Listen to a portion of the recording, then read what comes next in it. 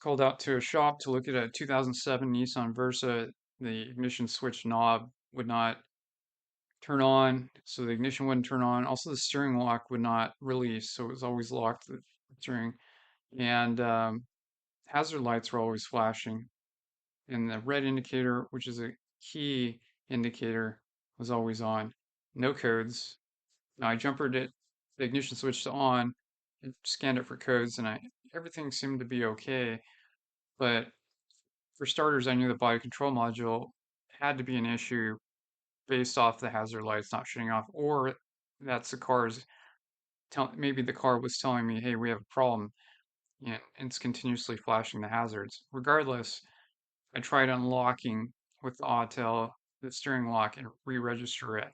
Since it was a new part and I don't know exactly what the locksmith did, it still will not unlock. Steering's still locked up. Car's not starting. Knob is not releasing where you see the valet inserted there in the video. So at this point, I ordered a used body control module, a lot less than the dealer part, and I think dealer parts were obsolete at this point.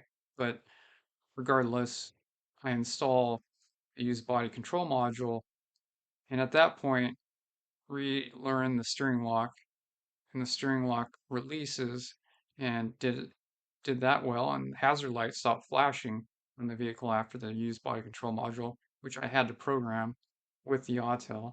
It has a feature on the theft Autel versions to learn that, but at that point, I still could not start the vehicle unless I had the valet inserted into the knob. There's a little trap door you can stick the valet in. That valet key actually has a transponder chip in it. But at that point, I still couldn't start the vehicle with just the smart key in the vehicle and no valet inserted. So I tried cloning the body control module with that's the EEPROM in the body control module. And when I was in there, I noticed that between the used body control module and the original body control module, the data wasn't the same. Even though I had programmed with the Autel, the data wasn't matching up line for line in the EEPROM of the body control module. So what's that tell me? Well, maybe that's why I'm not able to get the car to start with the smart key in the vehicle and only with the valet. So tried to clone it, did clone it, still not able to start the vehicle with the smart key inside the vehicle.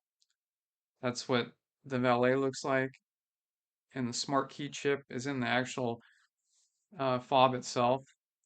And the valet, the way it works is there's an amplifier transceiver, most people call it. You see there on the left, call it amp, according to Nissan, and a body control module.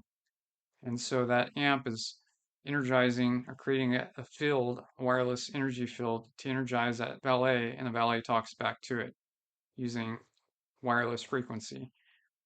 And wirelessly, they talk to each other, and the body control module looks at those signals and figures out if it's the right program valet for the car.